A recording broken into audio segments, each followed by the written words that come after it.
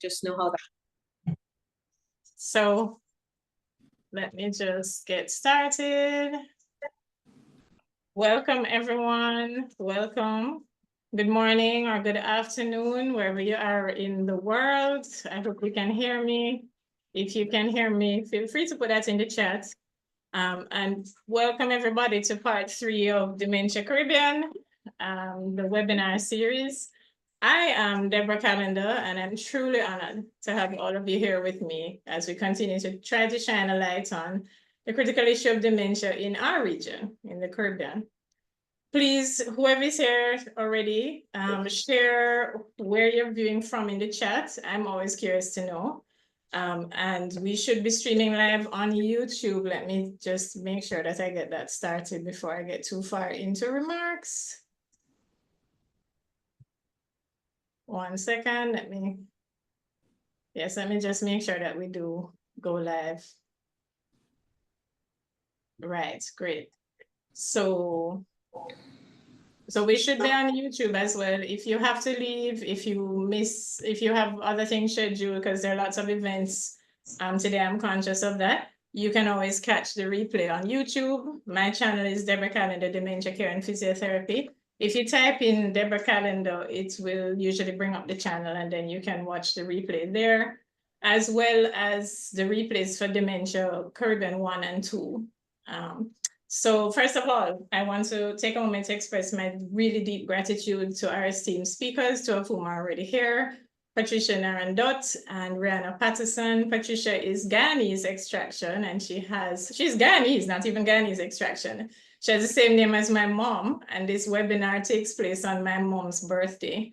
My mom passed around 2 years ago, and she had dementia when she was passing. Rianna Patterson out at Dominica. I've known Rianna for a very long time, virtually. Sorry, someone has raised their hand. Go ahead, Yashin. Did you raise your hand on purpose? I see raised hands here. Do you want to put it in the chat? Let me just look at the question and answer. Hi, Carl Case. Also, totally happy to see Carl Case in the audience. Carl Case is again out of the United Kingdom, lots of United Kingdom links. My very, very good friend, although again, like Rianna, very good virtual friends. We need to, next time I get to the UK, we need to link up, but let me not get distracted. So I want to thank the speakers for sharing their time, their expertise, their passion for dementia advocacy and dementia care. And also, it needs to be said, for giving their time and expertise free of cost. Today's session is richer because of your contributions to it. So thank you very much. Dementia Caribbean was originally created to raise awareness, educate, and introduce ideas and concepts about dementia in a way that is relevant to and representative of our particular region. As we gather, I think it's always important for me to just have a really quick summary about dementia, because yes, we're still there in the region. So dementia really is a broad term that describes a decline in cognitive function, and that's a decline that is severe enough to interfere with daily life function. It affects memory, thinking, language, judgment, and behavior. It is not a single disease. It is really more of a syndrome, and it is caused by various brain disorders. Rianna, who is coming off of UCL's master's program, she can give you way more detail on that. I'm not going to get into the complexities of pathology in great detail here today. That's not our purpose. But dementia typically occurs in older adults. It is not a part of normal aging. That always needs to be said. And there are young onset and hereditary forms of dementia as well, okay? There are several key subtypes. You can say 5 or 6, it depends on how you discuss them. The major, most well-known one is Alzheimer's disease, that accounts really for 60 to 80% of the cases of dementia worldwide. It's characterized by progressive memory loss, confusion, and they tend to have a lot of verbal difficulties with language, really. And that is caused by protein dysfunction in the brain, 2 proteins, amyloid and tau. Not going to bore you to death, but the disease process the inflammation, the decreased neurotransmitters, the actual physical features in the brain all combine to give us cell death and a lot more difficulty with transmission of messages. And that is also true for our Lewy body dementias and our Parkinson's dementias, which share another physical brain pathology called Lewy body dementia. Lewy body dementia causes visual hallucinations, motor symptoms similar to Parkinson's, which is its sister disease. And typically we will want to say Parkinson's leads with movement difficulties. Lewy body will tend to lead with the things like the hallucinations and the fluctuations in alertness and attention. But as they progress, they resemble more and more, and they have the same struggles. Frontotemporal dementia is very dear to my heart and highly underdiagnosed in the Caribbean. FTD leads to changes in personality, behavior, and language, and it is the most common disease, the most common dementia in people younger than 65. Typically, it also progresses more quickly than the other types of dementia. And then last but certainly not least in our region, we have vascular dementia. This often occurs after a stroke or due to chronic reduced blood flow in the brain. Sorry, guys, I talk fast. And that is what leads to the cognitive decline. And vascular dementia doesn't really lead with memory either.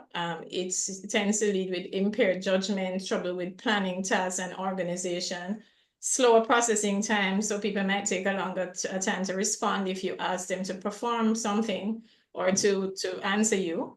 What we would call processing speed or processing time. And it often follows, but not always, but often follows a noticeable cardiovascular event. So as we gather today, having given that really quick, I hope, summary of the dementias for everyone, because we always want people to take away, especially in this year where we're talking so much about stigma. We want people to understand that dementia is way more than memory loss, and it is certainly not normal aging.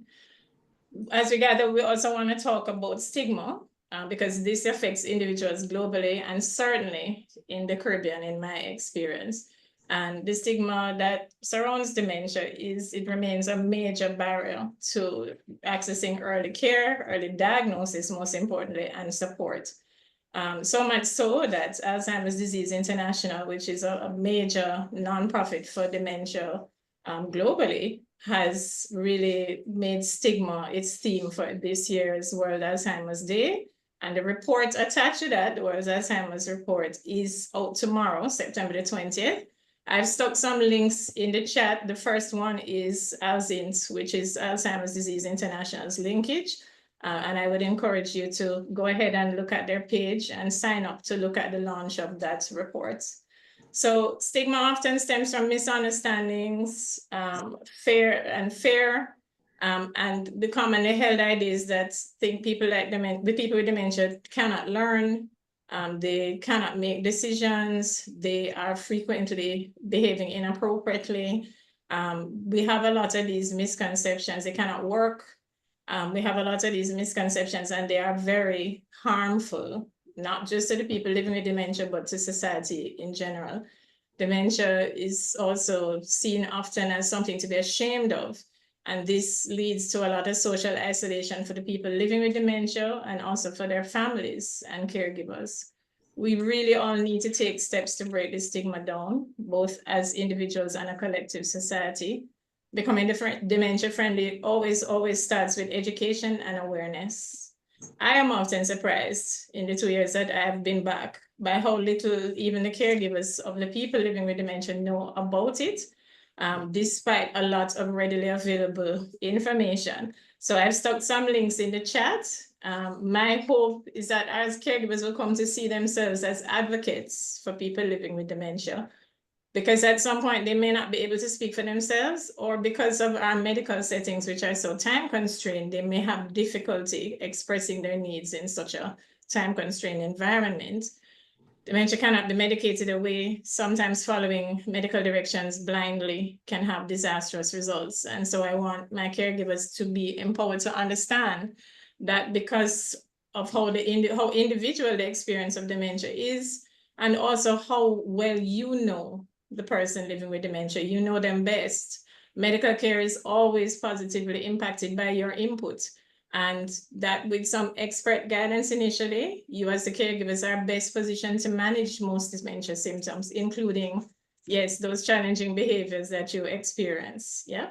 I constantly advocate for the use of non-pharmacological interventions in conjunction with the relevant, appropriate cognitive medications.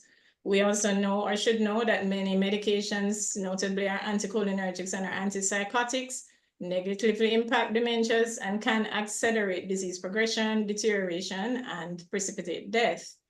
How can we protect our people living with dementia if we don't have this information?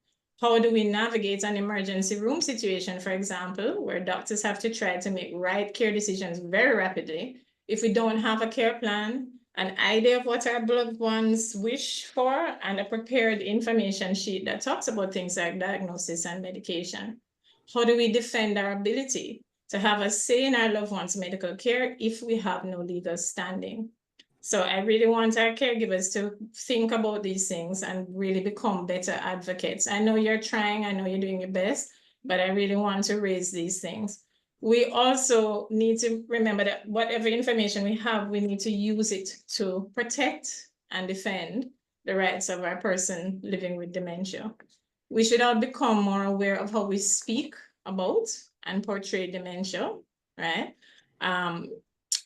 Would a person, ask yourself this question, would a person that you speak to, that is watching you speak about dementia, would they feel comfortable raising their memory loss with you? We know oftentimes that family and friends are the people who can encourage a person who has these initial symptoms to act towards an early diagnosis. For those of us that are not directly impacted by dementias yet, we can learn to recognize the signs, please, of early dementia, approach conversations with empathy, and offer practical and emotional support to those who are affected. Educating yourself and others is really key, because once we understand the challenges, we can start to build a more inclusive community. There are many reliable free resources. I've stuck them in the chat. Some examples, those are not, there's an exhaustive list. That's not an exhaustive list there, but I've stuck a few examples in the chat. Many reliable resources, ADI, the American Frontotemporal Disease Association, Parkinson's, or Dementia UK, I always mention, because it's such a great resource as well. And we have Carl here, so check out Carl Case as well. I'll see if I can later on share some resources that he has out of Sussex Memory Hub, I believe. Carl, if I've said it wrong, you can correct me. It's either Suffolk or Sussex. So I get a lot of videos about the fringe aspects of dementia, people claiming to be cured, etc. I would love us to devote more time and sharing to circulating the reliable evidence-backed information that our nonprofits provide. As a society, we should really think about creating environments where people with dementia feel safe, respected, and supported. We need to advocate for policies, develop community programs that encourage inclusion, and invest in care services. And our policies, programs, and investment must recognize and meet the unique needs of our region, not just an agenda of an international agency or a dementia organization. In the Caribbean, we are uniquely positioned to address dementia in a way that reflects our shared values of community and family. Jamaica has a well-developed legislative framework, as does Trinidad and Tobago, that all of the Caribbean can model and improve on. This includes a Disabilities Act, provisions for power of attorney, and precedents in issues like do not resuscitate. And these are things we need to think about as we progress in the journey with dementia. While there's always room for amendment and the introduction of further legislation, which you'll hear about later, it is a start. We must remember that dementia doesn't just affect individuals, it affects entire families and communities. And by fostering greater understanding, we can turn communities into supported networks that enable those with dementia to live with dignity, purpose, and ensure that caregivers receive the help that they need and the support. Today's speakers will bring us invaluable insights on how we can take care of take action, and reduce stigma, offer better support, and become dementia friendly in our everyday lives. their work across different sectors, whether it's advocacy, legal reform, caregiver support, health education initiatives. These actions help to pave the way for a brighter future in dementia care in the Caribbean. By working together, let's try and shift the narrative now around dementia to something more positive and inclusive and productive, and also something that is sustainable for people that live in the Caribbean. When this happens, we'll have made a lasting impact. Let's continue the conversation, let's continue to advocate, and let's continue to try to build a dementia-friendly Caribbean. So thank you for your time and listening to my opening remarks. I've wound up on time because I'm super excited to get into my speakers. I'm so happy to have one of my speakers today. And the very first speaker that I have, and I'm so happy to have her, I don't think I have words for it. I'm just gonna tell you guys.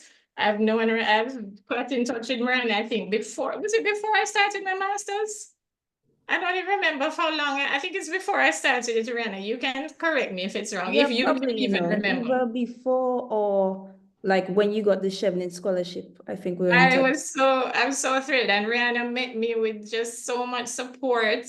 And I'm totally thrilled that no. So I have my MSc from Brighton and Sussex Medical School, and I'm super pleased for Rianna to join me now as with her master's in dementia.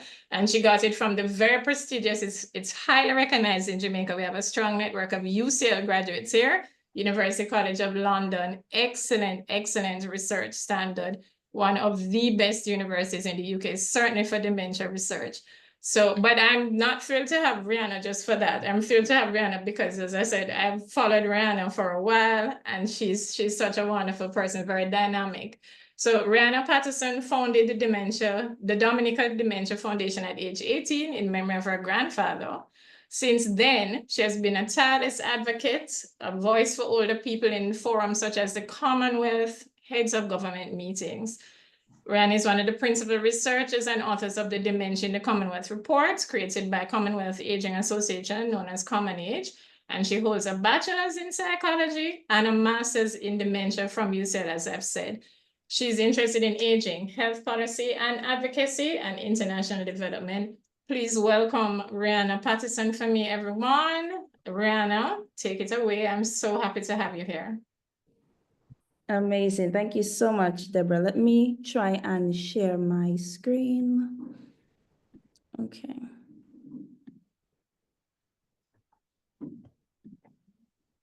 Right. Bear with me. Let me just optimize the screen. Okay. Can you see my screen, Debra, Patricia? Yes. Yes, Okay. I can see it.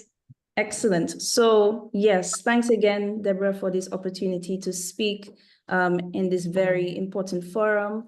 Hi, everyone. Good morning, good afternoon, good night, I should say, because, I know we're tuning in from everywhere. But yes, my name is Rianna Patterson, and I will be speaking about Caribbean statistics on the prevalence, incidence, and impact of dementia. So I will skip the intro because Debra kind of said it all.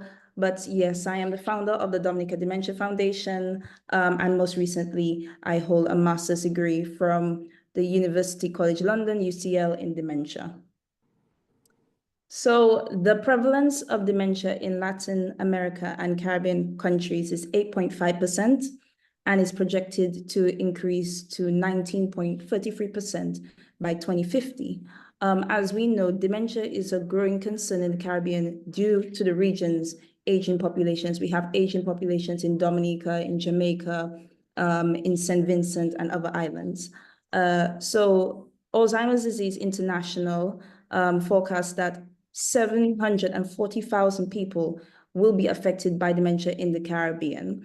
There's another statistic that says only 16% of Caribbean countries have made progress in developing a national plan or national dementia plan, mainly due to inadequate funding. So there is a global discussion on national dementia plans, as these documents help to steer the line of direction between policy and community support. And this can help raise the profile of dementia and implement further dementia services to improve the quality of life of people with dementia in the Caribbean. like most research on dementia in the Caribbean focuses on Latin Caribbean communities, but my thesis, for example, aimed to explore national policies for aging and dementia in English-speaking Caribbean countries. So in the Caribbean, there is an estimate of 4,000 Barbadians or Bajans over the age of 60 living with dementia, with a projected 8,000 persons living with the condition by 2050. So that is like 167% increase, which is quite high. Also, according to the Lancet, 574 people are known to be living with dementia in Dominica. There's other islands like Anguilla and Jamaica who provide convalescent homes, which are homes that support people in recovery from illness. And this has also been embedded in the national policy on care facilities for older people in Anguilla, which is good to see. So these are a few of my results from my master thesis that I just wanted to kind of share as well. So I found that 20 English-speaking Caribbean countries do not have a national plan for dementia. So BVI, British Virgin Islands, Dominica, and Trinidad and Tobago are working on developing a national plan for dementia in their respective countries. There's also, a number of national dementia plans implemented, which remain unchanged since 2022 at 39 in the Caribbean. So this is the wider Caribbean, the English, the French, and Spanish-speaking Caribbean islands. So yes, the impact of no dementia plans in the Caribbean means that the opportunity to raise the profile and establish dementia services is not being tapped into. So a dementia plan can help support caregivers through allocated budgets for training, respite, and daycare services and activities for people living with dementia. It is worth noting that most government policies do not have a structured format that outlines a clear set of principles, objectives, or actions for addressing the burden of dementia.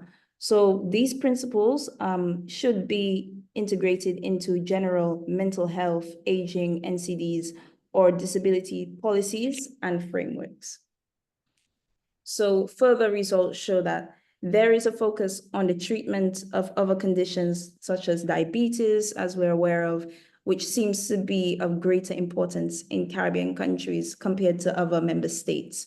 However, policies regarding to dementia are being increasingly incorporated into national policies. So like national policies on aging are starting to show, considerations for dementia in their host country. So that's also good to see. This is further results from my master's thesis. So it shows that there is still work that needs to be done to increase the number of national dementia plans by member states.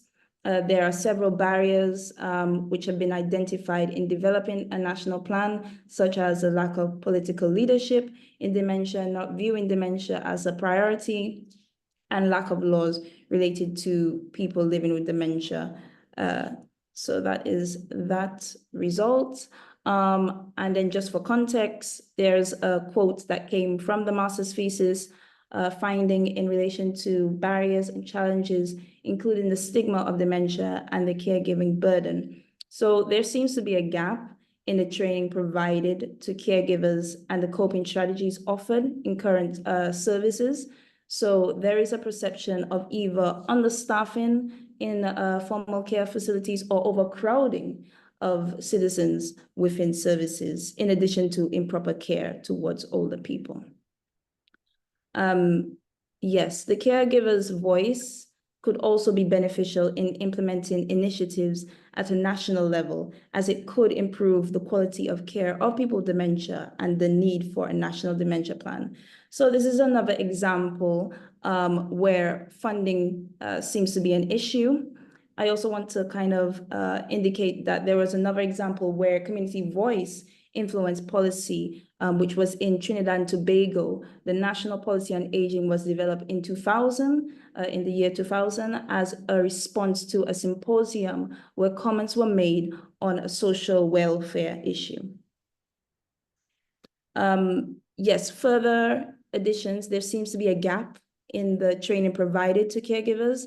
And we can see this through this quote where there's a stigma of dementia, and this can put older people at risk of elder abuse due to the lack of understanding of the condition that affects older people. And this quote came from Jamaica, and it was included in the National Policy on Aging. So to conclude, there have been cases where the national plans were developed by local charities and endorsed by the government. It appears that local governments primarily engage with the community through consultations during policies and development processes. However, such engagements seem to be continual and integrated in their regular responsibilities rather than being prompted by the need to develop a special or specific policy. And further research should look into the effectiveness of existing aging policies and dementia plans where possible, understanding the impact to provide an insight into how these policies support aging communities, including people living with dementia, and this could also be insights to policymakers and other stakeholders. So furthermore, further research should help to identify the gaps highlighted in this review. So thank you so much for your attention. I hope it wasn't too much to take in and it was all very understandable.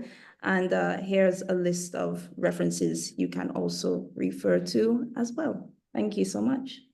Rianna, excellent as always.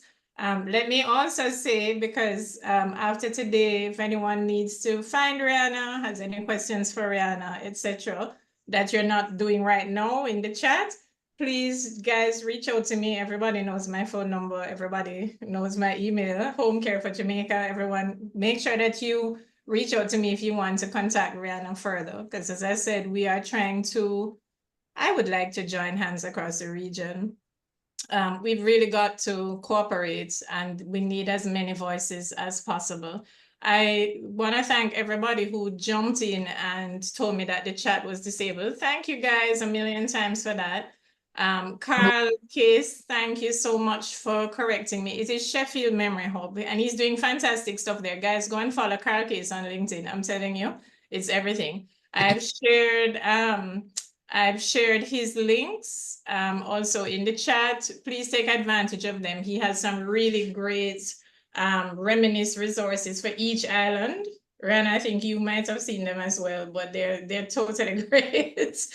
So for people who want to reminisce about like what was happening in St. Lucia or wherever, guys, have a look at Carl's resources. They are, as this generation would say, they're fire. I don't have another word for them. So please go and check that out as well. I've reshared all of the links I was talking about for Alzheimer's and for Alzheimer's Disease International, for Parkinson's Organization, and so on. Dementia UK, guys, just type it in. They're a fantastic resource for caregivers as well.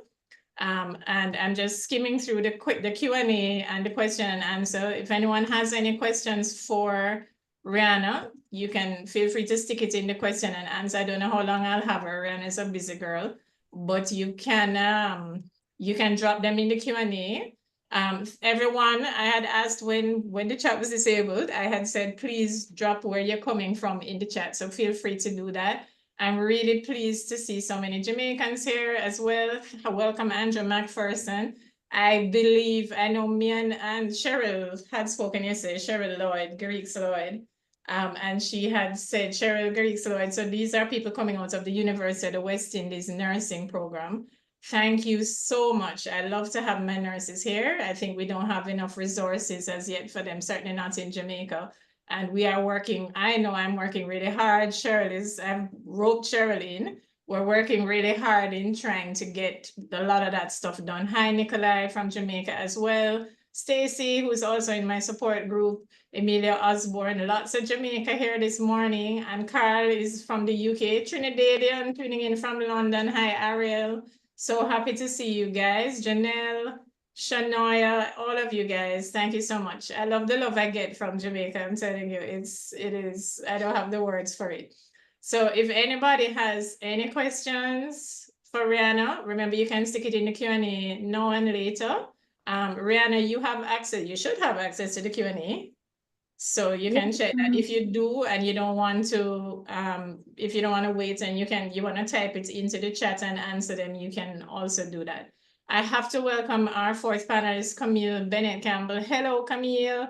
Camille is another person that I have so much love for Camille, you guys cannot know.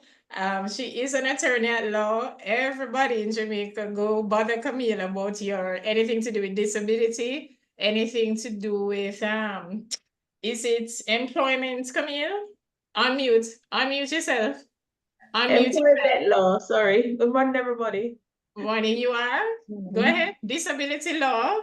Employment law, those are my Yes. main areas, although I go into others, but those are my main loves. And when the Occupational Safety and Health Act passes, I'm your person. Yes, please, everybody go bother Camille because she's fantastic, such a calm person. Hi, Marcia from Jamaica, Genevieve. Wow, I'm telling you, thank you guys. Keep dropping it in the chat for me. I super love having all of this. Let me stop blabbing now and get into my presentation.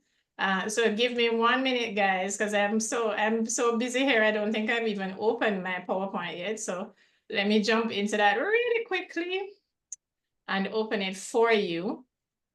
Okay, great. So here we are. Let's get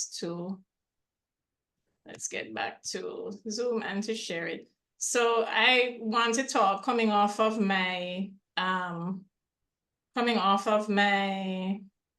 chat about coming off of my introduction about talking about stigma and awareness, the need for education and awareness.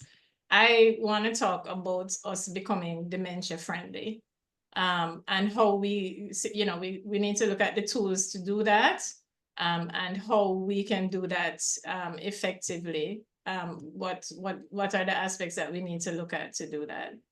Sorry, a couple of minutes here, guys. I totally apologize. And me and Patricia were in the practice session for this reason. We were in the practice session talking about how, you just, there's always something that's gonna, that's not gonna go completely smoothly. So please forgive me for this. All right, so let's share. Nice. Can everybody see my screen? Let me get all of this. Yeah, we can see it. And let's see if we can get the slideshow started.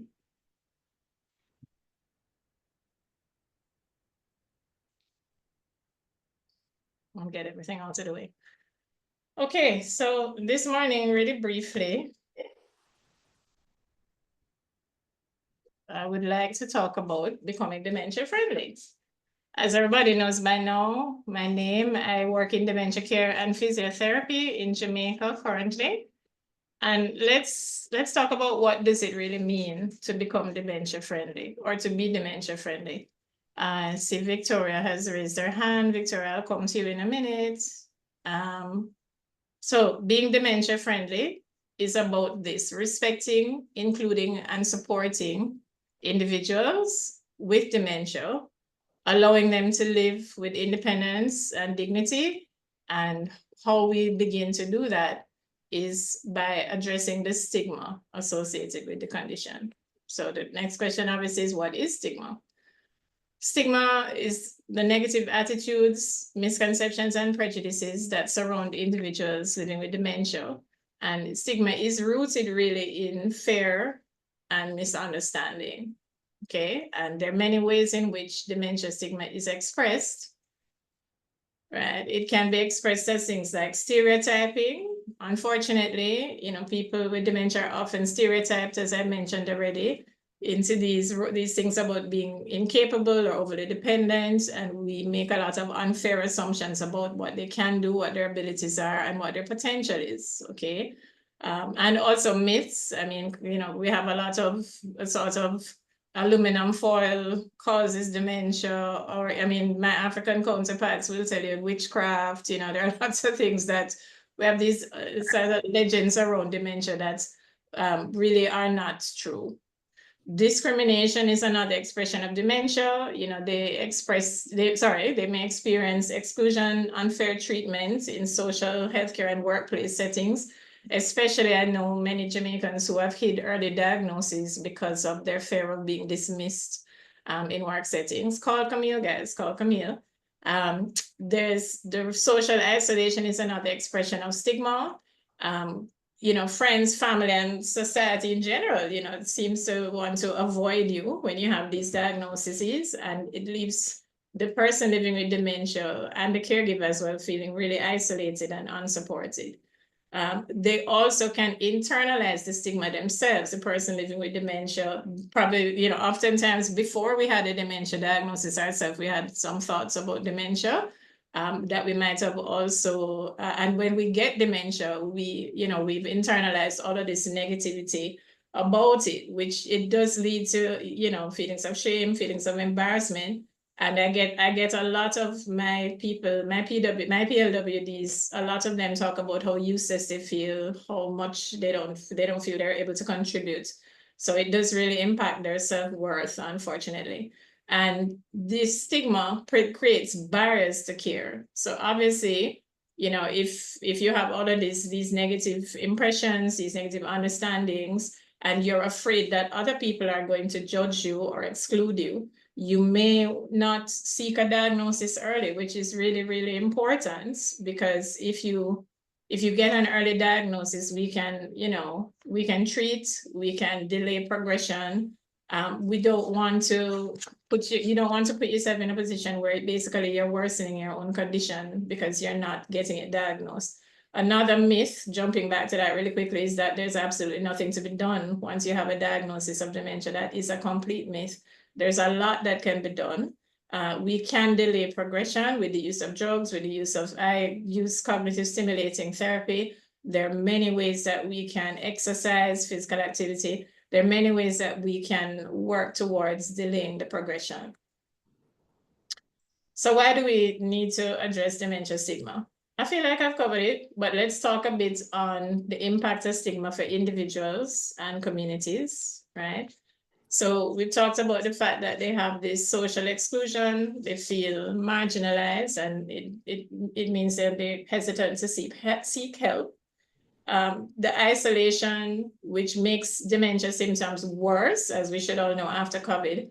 And it also reduces, because obviously as your world shrinks, you're less interested also in, as people disappoint you, as you have negative experiences around it, you're less interested in looking for support. You're less interested in getting treatment because you don't want to have another negative experience. And it causes a lot of avoidance and delay. I know a lot of people who don't even want to hear the word. Like, I use cognitive impairments a lot because, or neurocognitive, you know, challenge or something else, because people don't really want to hear that they have dementia. They're afraid of other people hearing it as well. And we have to remember that this really causes delays in progression.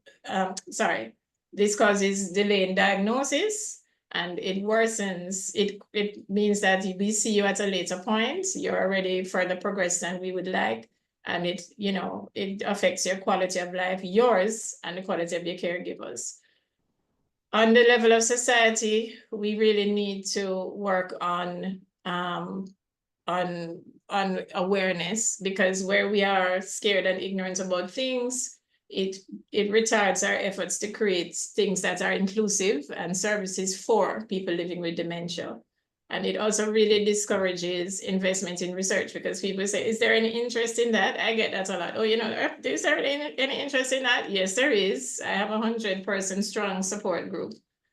So there is a lot of need, okay? And where we don't understand about these things, we don't get funding for support. We don't get funding for the caregivers' resources. We don't get funding for the things that are needed to make the person living with dementia's life better. I'm gonna just use John as a quick example. He's a composite, so I'm not violating our data protection laws or anything else. But this is I've come across, he's a composite of a couple of our male patients. Our male patients tend to be young. I wouldn't say patients, let's say clients. They tend to be younger, 80 years old. Lots of them have worked overseas for many years, and they come home, and usually within a year or two, the family will notice the struggles. often because it's not memory loss, because most people just think all dementias are memory loss. Again, you know, the lack of information. People just assume it's normal old age, and they leave them alone with it until it begins to interfere with their ability to do everyday tasks, and someone has to really, you know, become a caregiver essentially for the person. The family, in their cases, you know, these families still are trying to find out what caused the dementia. Never mind, I've already explained, we don't really know what causes dementia. We talk about the risk factors coming off of Lancet's 14 risk factors, etc. But we still have, because of the lack of information, and also because of the shame, where we are ashamed of things, we want to find something to blame for it. And when I've met most of my male patients, I've had to send them for formal diagnosis, because again, with the lack of awareness, they didn't even know that you would need, you know, you can access medication, and there are other things that we can do. So I'm just using a more personal example to bring it home, like what the impact of not having awareness and the fear of being judged about it can bring about. Right, so how can we become more friendly as an individual, more dementia friendly as an individual? You can educate yourself, and you can also educate others, right? Make sure that you challenge misconceptions. So we want to share resources that we have, you know, myself, everyone here, the Dementia Caribbean, Rianna's Dominica Foundation, resources that are Caribbean or Caracas, resources that are Caribbean oriented, but also the wider nonprofits, so people can also get just general information as well. We want to make sure that we counter myths and misconceptions when we hear them. You don't have to be rude, but it is good, it's important to address it. And then we also want to make sure that we're encouraging conversations that are about understanding and reducing fear of dementia. I spend a lot of my time talking to just anyone who approaches me, even in social settings, so that we can all get a better understanding of things. We need to also begin to engage more with people living with dementia. Unfortunately, in Jamaica, a lot of these people are hidden. I interact with people living with dementia for most of my day. And I can tell you, it's actually quite a fun experience. We need to include where we have a person living with dementia. Please include them in conversations, include them in family gatherings, include them in the social settings. Don't stick them away in a room and say, okay, well, you know, when we finish with the party, we'll, you know, let them come out, let them do what they can. And let them play with them, let the grandkids interact with them, include them, let them, you know, be in the kitchen with you doing whatever they can manage, include them, okay? Respect their opinions and their experiences, and recognize that they still have a voice. And most importantly, we've got to support our caregivers, right? Offer practical and emotional support to them. And recognize that they, aside from them having a lot going on, they also might be facing stigma. So, you know, keep an open mind and, you know, ask them what they need instead of assuming, and be prepared to listen. Listening in itself is a real big gift. How do we become dementia friendly as a society? By creating dementia friendly communities, as I've spoken about in my introduction. Dementia-friendly communities also involve practical things like including proper signage for people, training all public-facing staff so they understand how to interface with a person living with dementia in a way that doesn't have a negative result, and also offering accessible services. I'm really proud of Jamaica. We have an environmental agency, NEPA, and they've done a lot in terms of creating accessibility to buildings for people with disability. I'm very proud of that. I'm bragging on Jamaica, but I mean, everybody feel free to jump in and say we have this everywhere else too. Policy and advocacy, we do need to advocate for policies that support dementia care, healthcare access, and workplace accommodations for our caregivers. A lot of our caregivers work a full day. Camille is here looking at me. Camille's a caregiver as well. A lot of our caregivers work a whole full day and come home and then deal with everything to do with their parents and so on. we've got to do better on that for sure. And advocacy is how we bring these things into people's awareness. You know, someone who is not a caregiver right now might not understand what a demand that is. And certainly for Jamaicans, I think this is true all over the world. Jamaicans, you would never know that they're having all of this going on. They're always well groomed, well presented, calm, polite. So we don't assume that you know, we do need to advocate for support and enact legislation. Camille will talk about the Disability Act this time around. That ensures that the rights of people living with dementia are protected, but also about our caregivers. I really feel we need to be giving them work breaks and so on, not to ramble. Like they maybe should work less hours, they maybe should get tax breaks. I think there are lots of ways that we could support caregivers in the Caribbean in terms of making their load lighter and allowing them also to continue to earn, because a lot of caregivers are providing all of the financial resources for their caregiving. They don't have a lot. We have social support in Jamaica, but it's not that big as yet. It's still developing. What is most important, I want everyone to take this away, is there is absolutely a role for everyone in creating a dementia-friendly society. It's a shared responsibility. Every one of us can play a role, whether it's through direct care for someone, by supporting someone in your community, or just being kind and understanding, especially when you see someone struggling with something or maybe taking long in the checkout line and so on. If we can just be kind and patient, I think that's the most important thing. So to wrap it up really quickly, my summary. If we become dementia friendly, we challenge stigma, we build empathy, and we create a world where people living with dementia can live with dignity, inclusion, and purpose. Combating stigma must be the first step towards building that a dementia-friendly society. So everybody, I want you to ask yourselves, go home and think about this, make notes on this. How can you contribute to making your community more inclusive and supportive for people living with dementia? Thank you for listening. Anybody who still doesn't know where to find me, these are my social media handles and my email, which is homecare4jamaica, for JA.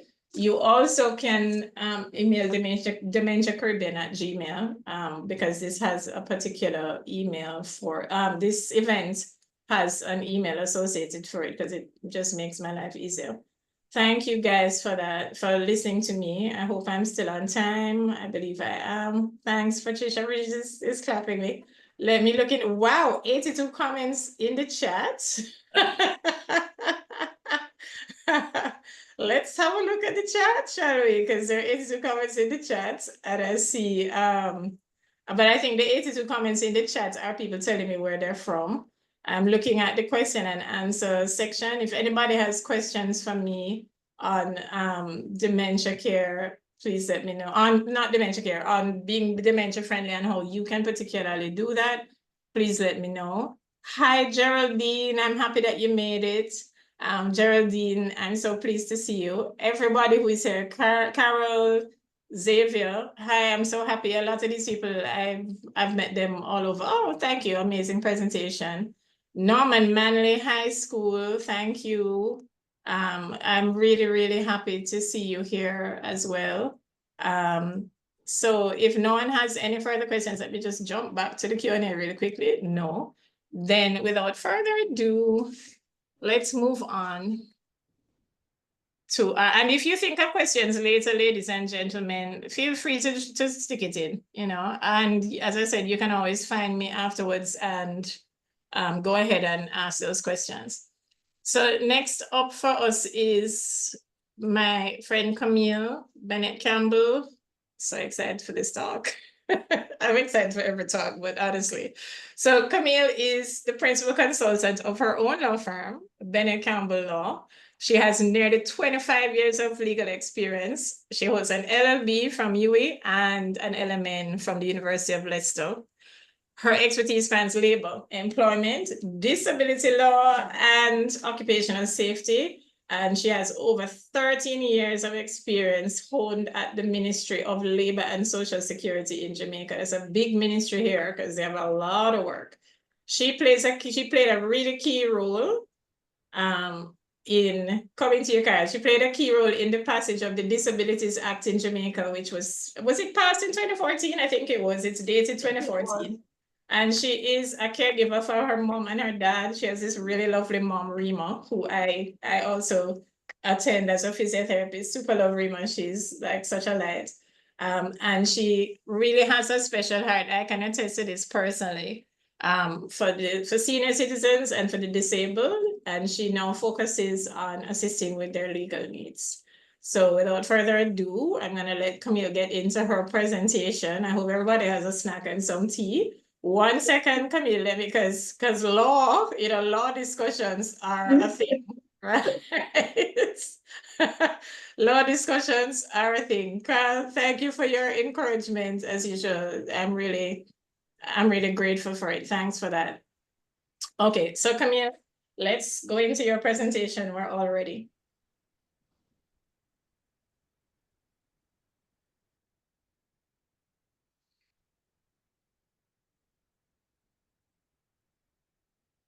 Okay, are you seeing my screen, everybody?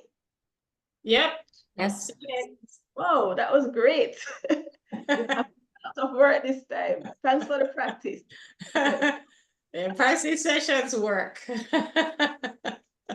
So what I have tried to do for you is to condense the Disabilities Act to highlight some key provisions, because if I had to get into all the act, we'd be here for a very long time. And I focused on an examination of dementia in the context of the Disabilities Act 2014 Jamaica. Okay.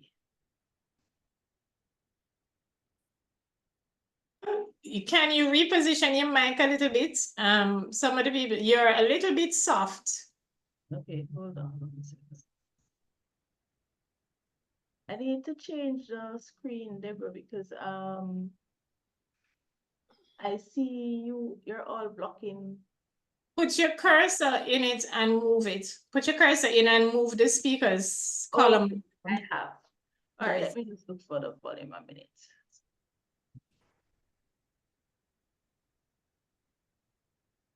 So guys, let us know in the chat if you can hear her better. Going into the audio settings now. They're just accustomed to me and my big mouth. Yeah. I don't have to shout so if loud. it comes to it. I talk so loud, I'm telling you. So ladies, this is for all of you. Carl Case is saying, thanking you. Well, he's thanking me and Rianna. So important for us all to focus on the support caregivers require, too often overlooked and underappreciated. Wait for it, Carl. Patricia is coming to talk specifically about the care of the caregiver. So we've got you on that. Okay, it's at 100, so obviously I'm going to have to shout. Are you hearing me? I can hear you. Guys, ladies and gentlemen, are you hearing? Put it in the chat. Stacy says yes. Helen says yes. Hi, Helen. Okay, nice and if I don't know, just tell me. I'm going to keep shouting until the end. It's not long. Hi, Melissa. Joy Thomas Whittle. All right, let me stop now. Everybody, go for it. Go for it. So the Disabilities Act was passed in 2014. It was a long road. But although it was passed in 2014, I should tell you, this act did not come into effect until 8 years later on February 14, 2022. This means you actually could not have enforced the provisions. Now, there are many reasons for that long delay that I won't get into, because that goes back into my time at the ministry. But I did not leave the ministry until the act came into effect, because it was important to me. Now, this groundbreaking piece of legislation seeks to promote, protect, and enhance the full and equal enjoyment for persons with disabilities. Now, I will use PWDs in this presentation for persons with disabilities, not dementia, right? So whenever I say PWD, it's persons with disabilities. So the point is that they must have access to the same privileges, interests, benefits, and treatments on an equal basis with every other persons. So you will always find the words equal based on other persons. Those are persons without disability. Now, in this presentation, I'll examine the provisions of the Act, well, the ones I can, and the extent to which it is applicable to persons with dementia, and then I'll seek to give you some key takeaways. Objectives of the bill, there are many, I will highlight a few. To reinforce and promote recognition and acceptance within Jamaica of the principle that a person with a disability has the same fundamental rights as any other person in Jamaica. There was no legislation specifically saying that before. You have the Constitution, but it's not specific to persons with disability. So there was a gap that had to be filled. We did have the national policy, but because it had no teeth, it was just a policy to guide. So promote individual dignity and autonomy, including freedom of choice and independence of a person with a disability. So if persons are able to make their own decisions, they should be allowed to do so. Yeah. This one speaks to participation and inclusion in society. That's another objective. Importantly, prevent or prohibit discrimination against a PWD. So that's an important objective. Key terms in the Act, there are many, but I think for this presentation, these are the most relevant. Caregiver. Defining all the definitions are found in section 2 of the Act. And I will share in the chat after if I do that where you can access the Act. This term refers to a parent, legal guardian, or any other person responsible for caring for the health, financial, physical security, and general well-being of a person with a disability. So it is not just limited to legal guardian. From you're taking care of a person with a disability, you are a caregiver, and I will show you where you have a role to play. Discrimination, it means any distinction, exclusion, or restriction on the basis of disability, which has the purpose or effect of impairing or nullifying the recognition and enjoyment, and you know, the same things I'll be saying again. Equality on an equal basis with others. And it names legal interests, rights, example, cultural, but it's not limited. I was just giving examples of the areas of discrimination. I am not going to tell you the definition of the disproportionate or undue burden because you will not understand it. I will try to work it into a practical example. Healthcare provider, it's also defined, means a person or institution whose work is to identify, prevent, treat, or care for persons with illnesses or disabilities. So, importantly, before I forget, this Act binds the crowd. It applies to the government as well as private persons, because the government has to lead the way and set the example. So this will apply to public hospitals, private hospitals, medical practitioners. As long as you're providing any kind of care to persons with disabilities, this Act is covering you, and you are given certain obligations under the Act to ensure equality. Important term, persons with disabilities, includes a person who has a long-term physical, mental, intellectual, or sensory impairment, which may hinder his full and effective participation in society as usual on an equal basis with other persons.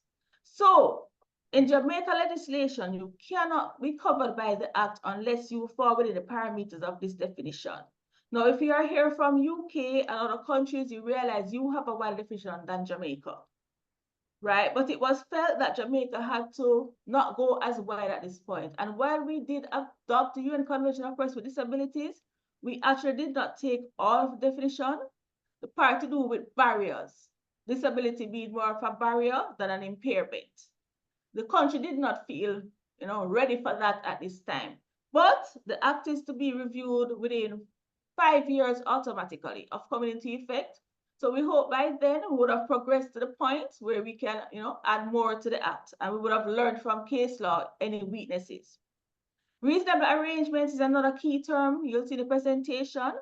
that speaks to the modifications that you need to make to ensure that a person with a disability can effectively participate in society. For example, in the workplace. So this gives examples. It says includes provision of auxiliary aids and services such as hearing devices, wheelchairs, prosthetic appliances, computer software, use of interpreters, right? But remember that each disability is different. So the reasonable arrangement that you need to make will depend on the nature of the disability. So everybody is providing ramps. That is fine, but that is only for the physically disabled. So the act is going to actually make you as a business person have to consider going forward. What other disability do I need to protect? Yes, it's great to have we're right now really treating with physically disabled in most contexts. Importantly, the Act establishes the Jamaica Council for Persons with Disabilities. So Jamaica Council for Persons with Disabilities, I will share their website in the chat. And it is a JCPD for short. This act, this body, every act needs somebody to administer it. This is the body that administers the act. It is a statutory body, it is government. It was a department in the Ministry of Labor, but because it was felt that the ministry also is covered by the act, it was removed. So it's a separate body, but government. And they are to administer the act, ensure there's public education, for example, prepare codes of practice. None of them are ready yet, unfortunately, which is very important for people to practically understand the act and what to do and what not to do. So hopefully they will get to that soon. Also, this body will advise the government, and you will see that if you have a complaint to make, this is the body that you make the complaint to if there's a breach of the act. Now, the act specifically highlights several areas for protection. I cannot go into all of them. I'm going to highlight, you can look at the screen for all, but I'm going to deal with protection from discrimination, employment because that is my area, and healthcare and facilities because it will be relevant for you. But when you have the time, there are other areas that you can look into. Discrimination, sections 24 and 25. It specifies that a PWD shall not, by reason of such disability, be subject to any form of discrimination. So it doesn't matter if the discrimination was not named here. I just gave some examples. It's still all discrimination that is prohibited. Sections 29 to 31 are important. They address employment. Because a problem is discrimination in the workplace. An employer is prohibited from discriminating against a person with a disability who is otherwise qualified for the job. You have the qualification. It can't be that just because you're a person with a disability and I have to make arrangements for you that I can say to you, I'm not hiring you.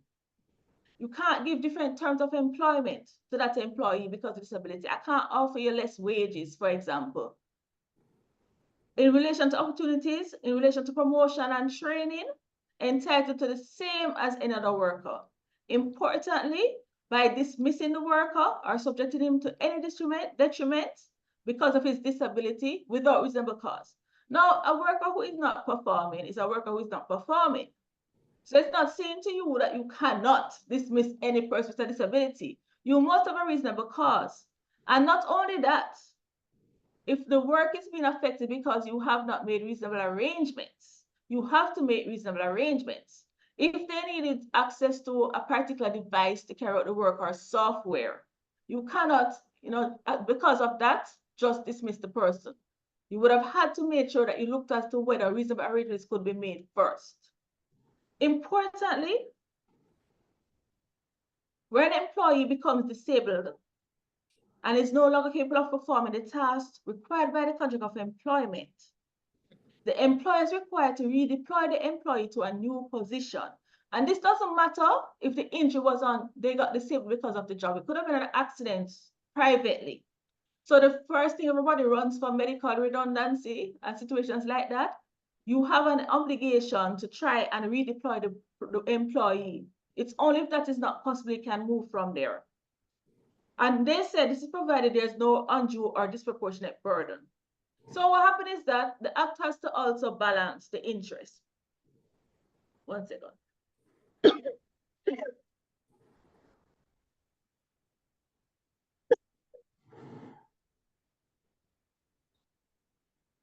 My sinus gave me a long time before kicking in, but I'll soon be finished. So if it's really something that is too expensive based on the nature of the business, that is an offense. And a tribunal could look at that. However, the new position should suit the worker's current skills and abilities, but no loss in benefits and pay. So you cannot reduce the pay, even though you may have changed the position of the worker. That's understood? Yes, and I think that's really interesting in the context of dementia, which we had kind of chatted about off screen. But I'll let you finish, because dementia, as we know, you will have those changes and you will have to make consideration of where they progress and, you know, whether or not it becomes about unreasonable burden and so on. But let me, I'm following you, I think. Okay. Healthcare providers, special place for you, and because you're in this seminar, I had to point to this. You're to provide healthcare without discrimination on the basis of a disability. You're to provide access to general healthcare services and facilities to persons with disabilities. And you also have in section, and this is section 35. You have minimum standards you have to comply with. Now, ensure that PWD has access to the same range and standard of affordable health services as provided to other persons. But you know the thing with that, if you're providing inferior health care to everybody, I wonder how does that work, because you're still being given equality. Provide health services Exactly. because the standard is as other persons. Right? But that's also an interesting part of this. I'm sorry to jump in, but I think what is interesting, because also listening to Rianna's talk as well about you know, like having a separate plan and so on. The thing is that when we make an act, it has an impact across other acts, right? So where you talk about healthcare, we also have to look at standards, right? And we know that certainly in Jamaica, we have separate councils and separate acts that govern each profession. So for me as a physiotherapist, I fall under the act and the council that speaks to allied medical professionals, etc. So it requires where you have one act, where you put in this act, it has a sort of like a ripple effect for other acts and acts that speak to standard, not acts, regulations and policies that speak to how our hospitals function. All of that has to be rethought when we introduce an act, for one thing, as you would know as a lawyer, but I'm really saying it for the people listening, right? That when we write one act, it's not like we write the act and that's it. It has to be thought through in the context of every other act that it impacts. And those acts now might have to be subject to amendment, and from the acts now interpreted by the facilities that it would affect and stuff like that. Certainly in health, I can't speak for anything else. And I must say, groups need to pay attention to these legislation. We have a problem in Jamaica where nobody pays attention to a law until it's passed. So if you even send off for comments, you don't have it. And then when the challenges come, then you hear. The act is going to be reviewed in 5 years. Should be watching what is going on so that if you need to, that you can actually do it. So what I've been sent to like Ministry of Health and so, but not necessarily to all the specialized groups and the groups that represent disabilities generally. All right. So provided with health services required because of their disability, including screening, early detection, treatment, and rehabilitation. I remember one time when my brother was alive with cerebral palsy, there was a doctor my father liked to carry him to. And no matter what is your complaint, he always wrote the same vitamins. Right? Because he just didn't want to get into medication with him, or had to find another doctor. So no, you don't do that. I mean, you're supposed to treat the person the same thing. You can know what will clash with the condition, but I mean, vitamins, every time, no matter what is the complaint, Anyway, let's go along because of my time. Complaint mechanism. Person with a disability or his or her caregiver. So caregivers, you're allowed to make the complaint on the worker's behalf because the person may not be able to do so. So note that you can protect the interest, and the complaint is to be made to the same JCPD. Grounds of complaint include an act of discrimination carried out against a person with a disability, such as dismissing the person.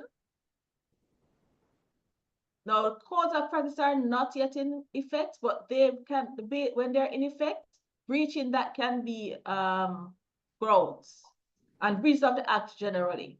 The JCPD can also assist the aggrieved person. So say they don't have a caregiver who is willing to assist and they are able to come forward, or if the caregiver comes, the JCPD can actually assist by moving the matter forward. Now, I couldn't get into this too much, but a body is established called the Disabilities Rights Tribunal. That body will hear complaints and make awards or orders, similar to the Industrial Disputes Tribunal, but this one now will be tailored to disabilities. So the panelists will have some more experience in disabilities, not industrial relations. And this body, this DRT, I will call it, Disabilities Rights Tribunal, can also make orders such as compensation, tell whoever is in breach to stop the action that you're doing now, can put the person back in work if it's employment. So even you healthcare practitioners, they can carry you there for breaches of the act, and orders can be made against you. Now, quickly, trying to now merge with dementia. Note, the definition. This act only applies to PWDs as defined.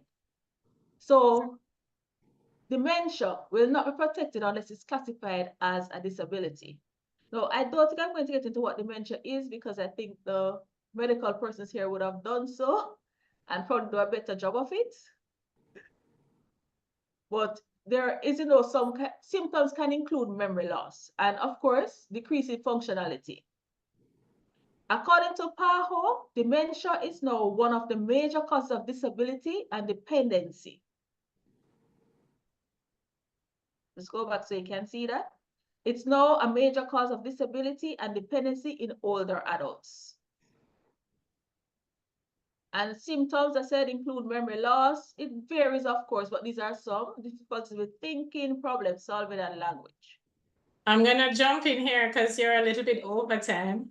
Oh, okay, so I'm going to run forward. So, the short of it is, we don't have much case in Jamaica yet. The tribunal is here in its first awards.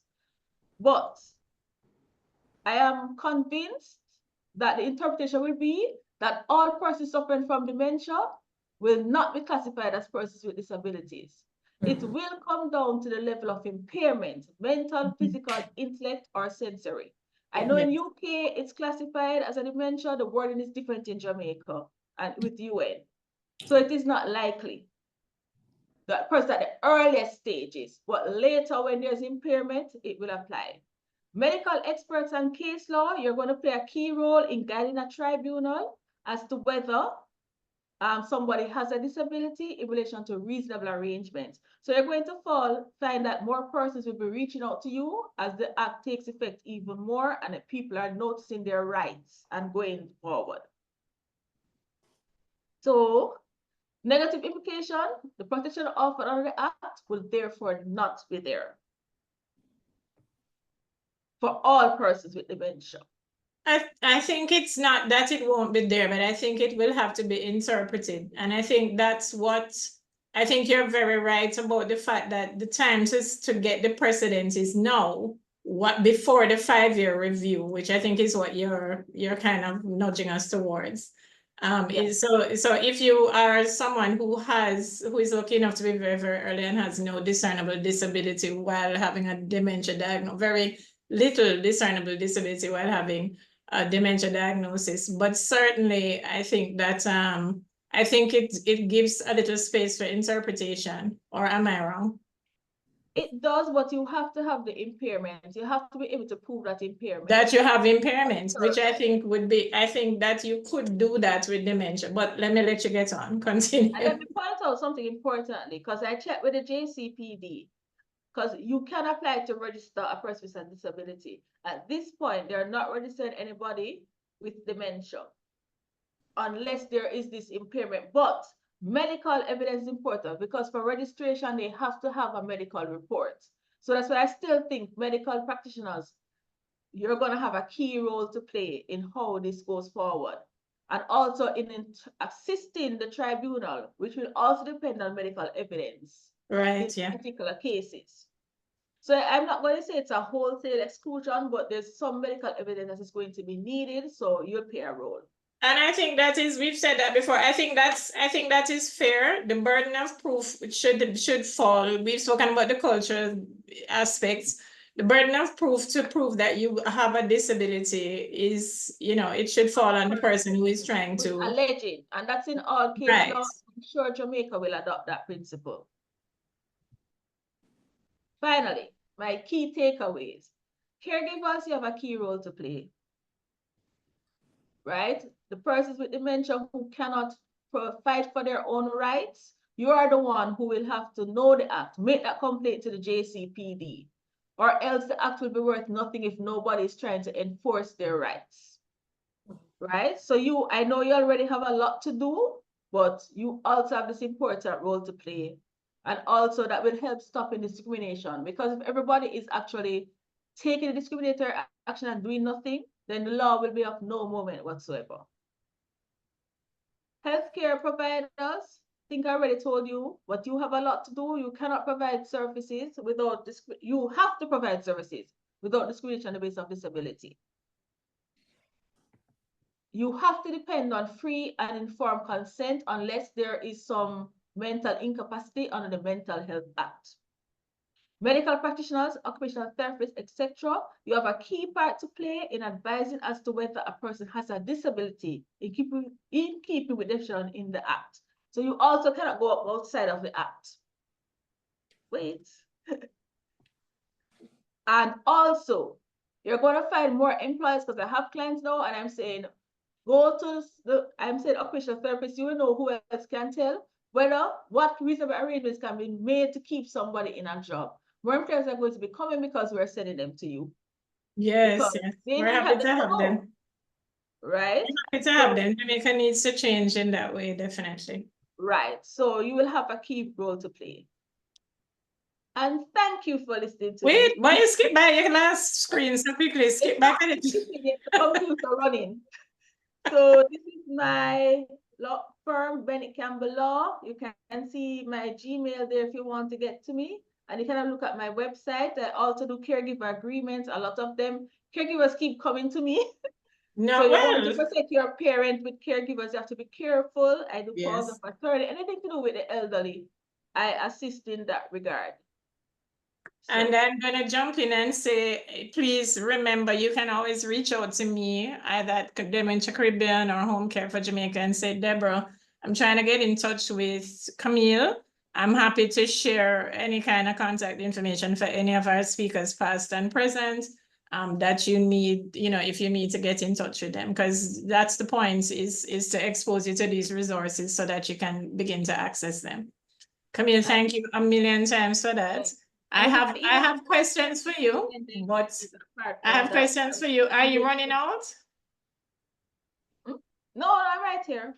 Great. I have questions for you, but I want to do two things. Patricia has patiently waited, and Patricia, I'm coming to you, but there is Tequila. Is it Tequila? I hope I'm pronouncing your name correctly. Your hand has been raised for a really long time, and that's really all my fault. Do you have something that you want to add? I'm going to allow you to talk, so you can unmute yourself if you want, and add if you have something, because your hand has been raised for a while.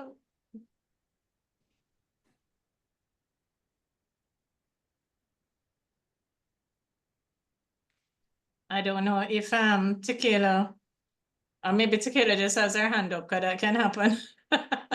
That can happen sometimes in things. But Tequila, if you have something that you want to say, you can unmute your mic and say it because your hand has been up. If not, I'm gonna lower your hand for you and get into my introduction for Patricia. Tequila?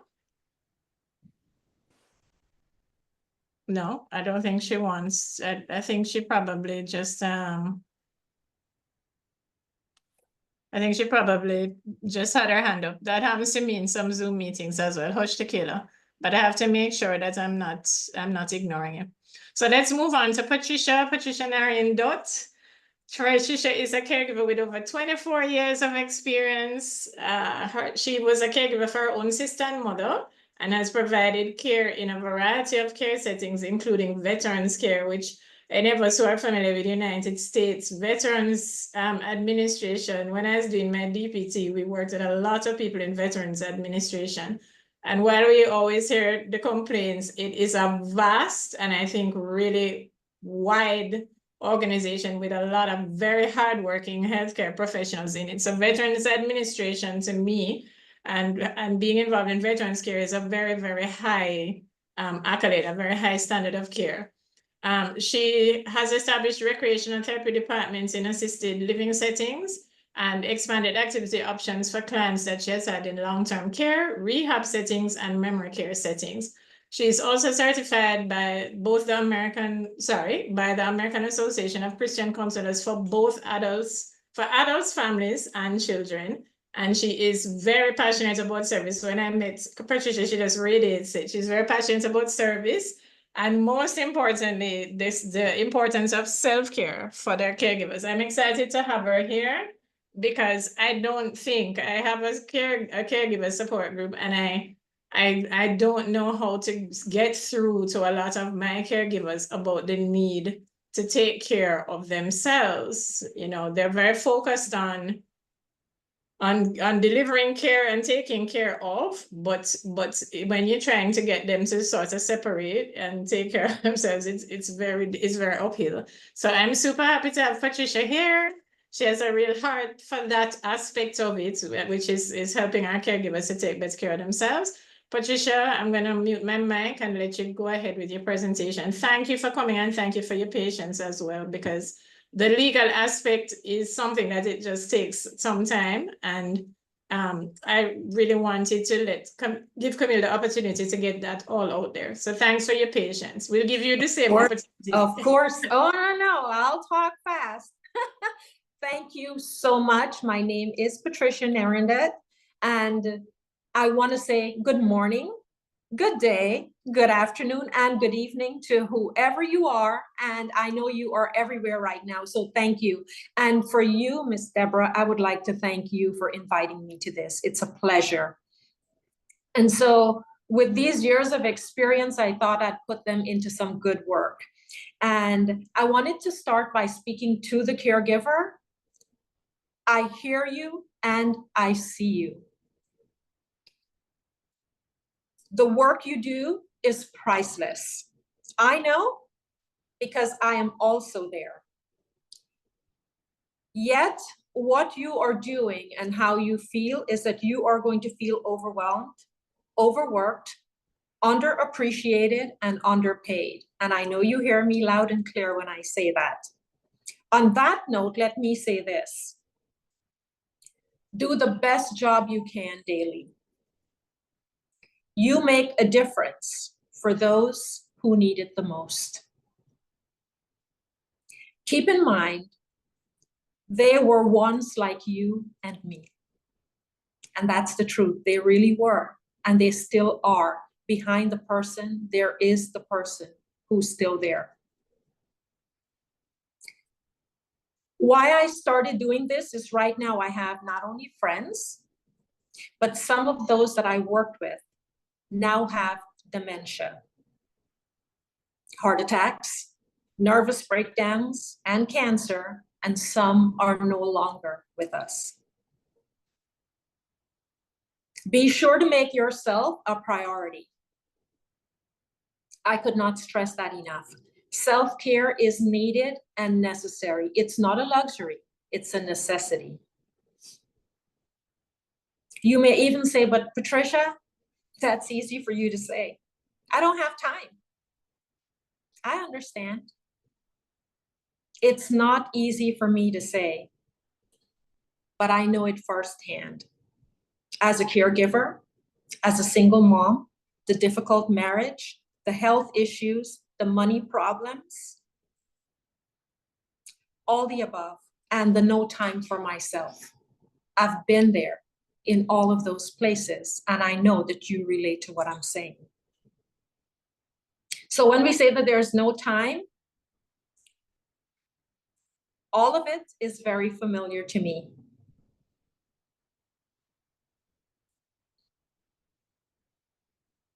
If you need help, and I know that a lot of times we do, people will say this: if you need help, let me know, until you actually need it. And when you reach out, you find that people become busy, they're unavailable, or it's not a good time for them. But it doesn't mean we stop asking.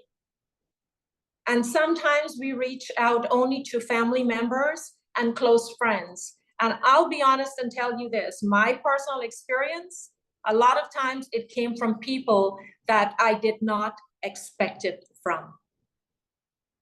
Okay, so don't rule anyone else out. Don't just look in that small circle, look beyond that, and don't stop asking. Okay, today I want to encourage you to do the best regardless of your circumstances. The kindness and love and the care that you give to someone can never be replaced. Your work is priceless. There's no amount of money that can ever replace that. And I want to say, I appreciate you, and I know that everyone here appreciates what you're doing. It's hard work, but yet it is the most rewarding at the end of that day when you're done doing what you did. Your heart is at peace knowing that you give to someone who truly needed it and you made a difference. What you do when no one is looking is vital. I can't begin to stress this enough. It's one thing to do it when everyone is looking, but what we do when no one is looking, you do it for the person without a voice, and they're at the mercy of our care. So do the best you can. I hope this is going okay so far. Do it with love. You're doing great. Sorry, you're doing great. I don't think there's a dry eye in the house. Oh gosh, but I do have to say this because I think it's fantastic. Keep going. This comes from the heart because I know it and I know everybody needs it. Definitely. You know, I think caregivers definitely need to hear this. You're doing great. Keep going, my love. Thank you. Whatever you do, do it with love, with gentleness and patience. Sometimes we face challenges and lots of difficulties when someone is being rude or disrespectful, and we still need to provide care and love and support.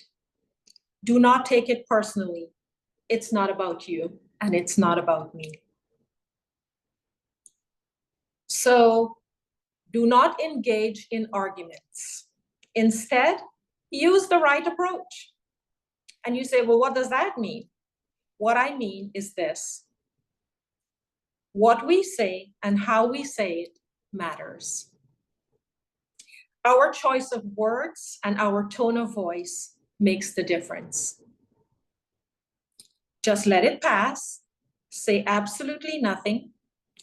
And when the insults and the rudeness stops, let another minute go by and continue on like it never happened. More than likely, to the person who just did all of that, don't remember it anyway. So why should you? Don't take it personal. It's not their fault. And what I found over the years, the only independence they have left is what they say to us, because everything else has been taken. So let's just process that for a moment. When that's the only independence we have, when someone has to feed you and change you and do everything else, and they were once like you and me, Please tell me what else is left. So I understand from your viewpoint, because I'm there too. Never take it personal. What I've learned is this. When you think you're gonna say something, sip some water. An older person told me this. Patricia, when you wanna say something or you think you might say something, take a sip of water. And I said, but why? And she said to me, it doesn't matter how much food you have in your mouth, you can still say to somebody what you wanna say, but the smallest amount of water in your mouth, you must swallow before you speak. And if you don't believe me, try it, because I did when she said that and it made perfect sense. So I say to people, sip some water, okay? Anyway, yeah, they're not gonna remember what they've said. So don't even go there. It's the only independence they have, okay? Back to the caregiver. This is not an easy journey, but you need to make time for yourself, okay? I want to use this example because everybody has a cell phone, not everybody has a car, right? You must charge your cell phone or it won't work. Agreed? What would happen if you forgot your charger at home and you had to use your cell phone all day long? What do you think would happen, or what would you do? I'll tell you what would happen. You would reach out to somebody and ask if they had a charger you can borrow for a few minutes. And if they said no, you would even ask somebody else that you don't even know that well if they had a charger you can borrow for a few minutes. So if we can do this for our cell phones, why do we say we do not have time to invest in ourselves? Okay? I hope that's making sense to you. You will not stop at asking until you find someone that you can borrow a charger and recharge for a few moments. Self-care didn't come to me naturally. I had to make it happen for myself. I was used to giving to everybody, but I forgot about me. And as a caregiver, we tend to feel bad. How many of us do that? We feel bad by saying no, like we have to say yes to everything. And people will come to you because you're the person that never says no, right? Okay. So I started with blocking time on my calendar and planner, even when I didn't know what I was going to do with that time. And at first, I really didn't. I blocked it saying, this is Patricia's time. Even if it was for 30 minutes in the morning when I woke up and the last thing before going to bed, blocking time. If I couldn't block an hour, I blocked half an hour. And if I couldn't block half an hour, I blocked 15 minutes. Do what you can do with the time that you have, even if it's 5 minutes. It makes a difference to sit back and just breathe. Once I did this, things started to fall into place. And then I started realizing what I really wanted to do for me. I love reading. I love drawing. I love music. I like these things, but things that I wanted to do for myself that I was no longer doing because I was so tired. I didn't just work one job. I worked 2, and at times I worked 3. And on top of that, while I was working 3 jobs, I took care of my sister when she had cancer. So I worked 7 days a week at that specific time frame. But yet I had to make time for Patricia. I had to look at myself as a third person and say, I need to make time for her, because if I don't take care of her, she's not going to last. So look at yourself and please don't say you don't have time. If you can find time to do everything else and scroll through your phone, that we all do, we can put aside some of those things. And I find that the conveniences also becomes an inconvenience. The cell phone has voicemail, text message. It can alert you for an emergency, but yet we try to take every single call because we think everything is that important. And the truth is, it's not. So prioritize what is of importance and do that, please. Do it for you. And I would like to say this. Time is the most precious gift we have. However it is spent, that's how it is used. We can never go back and undo time. Money, I can take it and put it aside and say, you know what? I'll look for a better deal and get something later. But I cannot do that with a single minute of my life. So whatever I do with this time, and I want to advise you as well, spend your time wisely because we are being spent.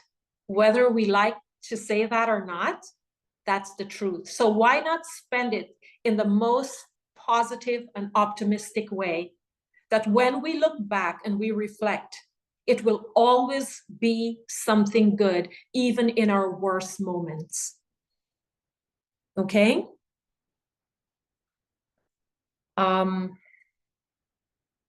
Our health. Your health is your wealth. With it, you can accomplish anything. Without it, it doesn't matter what you have. You cannot accomplish anything. And I've seen that when I've looked after millionaires, that money in the end did not matter. It made no difference. It couldn't buy health. It couldn't buy what was needed and necessary. Surround yourself with what you love, the people that you love, do what you enjoy. That's what life is about. That when you give back freely of yourself and you are spent wisely. I hope this is all making sense. And there are some of the things that I like. I love these little quotes. Healing is connected with healing others. It is not what happens to you, but how you react to it that matters. Start where you are, use what you have, and do what you can. And this one is my absolute favorite, and this is where I made changes in my own life.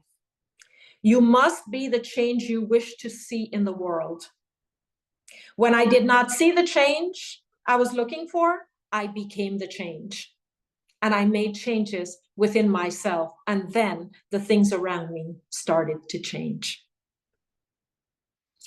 People will sometimes look at you and make you feel bad when they say, "You've changed." Here's my advice to you with a simple response: yes, I have. And that's not a bad thing. So on that note, I want to share with you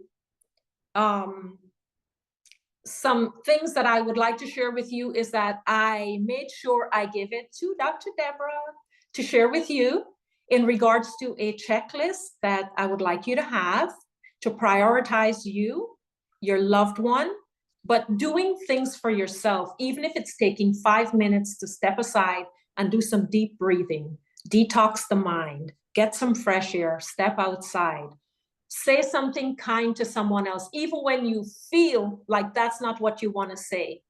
You will never regret doing what's right, but you will regret doing what was wrong. If you have a conscience, you will. So do it right the first time. And so I will let her share my resources that I have out there for you. And I would like to say this. Thank you for letting me be here today. It's been a pleasure, and thank you to Dr. Debra. You have been an inspiration to me, and I appreciate you having me. And what I want to say to the caregivers, stay positive, do the best you can, and remember this: you are not alone. Thank you. Thank you so much for that, Patricia. That's such a lovely, was really lovely. As I said, I don't know if there's a dry eye nose. To be honest, that was really lovely. Caregivers, Carla had said it before in the chat, you really are not maybe appreciated all the time or appreciated enough. I love that comment about I love the comments about taking a sip of water. I need to do that more often. Like take a sip of yeah, I love I really love that take a sip of water Absolutely. direction. That was badly needed. The resources that that Patricia is talking about are in the chat. I've attached it. I'm maybe looking a little preoccupied here because I'm sticking everybody's LinkedIn links in the chat as well, so that we can you can follow everybody on LinkedIn as well. You can follow me as well, but you can find me. Just type in Debra and then you'll find me. But I want you to really just click on everybody's links and give them a follow on LinkedIn as well. And Patricia's resources are also in the chat. So if you look and you see, it should have her name on it, and it's a PDF that I've attached it here. Yes, and the email is also listed. I'm pretty much sure my email is listed there as well. Yeah, so you can definitely get in touch, and that really needed to be said. I see another attendee has his hand up. 1 second, sorry guys, I'm doing too many things at once. So Rowan has raised his hand. Helen, yeah, that drinking water thing really applies. Oh my goodness, it's so true. Yeah, Helen is going to be drinking a lot of water. It keeps your composure, and it brings a sense of calm because you have to swallow before you open your mouth again. And to me, that is so key. And if we keep that with us, it makes a difference. It truly does. It's that was amazing. I'm telling you, like every time I do anything with others, I can't say enough about partnership and collaboration to everyone who is listening to us. Always consider it. You will always learn new things when you collaborate with others. Never ever think, that you know everything in any area at all. And also every voice is needed. I said it, me and Patricia have had that conversation. Every single voice is needed. Different voices are needed. So I cannot thank you enough for that. Now I have questions for everybody on the panel. Okay. So Rowan, I see your hand raised and I'm trying to get to you. I'm not sure what's going on here. Give me a minute with Zoom, because Patricia Masters goes, will these presentations be available to participants? Patricia, thanks for that question. We're live streaming on YouTube, so everyone can go ahead to YouTube at Debra Callender, Dementia Care Physiotherapy, and the recording will be there. I believe I did the setting for Zoom to send the recording to everyone who attended. So you should receive it. If you don't receive it and you want it, just email me at dementia-caribbean@gmail.com and I'll pop it off to you. So anyone who doesn't receive it, you can find it on YouTube. I think I did the setting to send it to everyone. So feel free to, if you don't get that afterwards, then please tell me so that I can pop that off to you. Rowan, I'm trying to allow you to talk. Do you want to unmute and ask your question, or because I see that your hand was up? Rowan Hilton?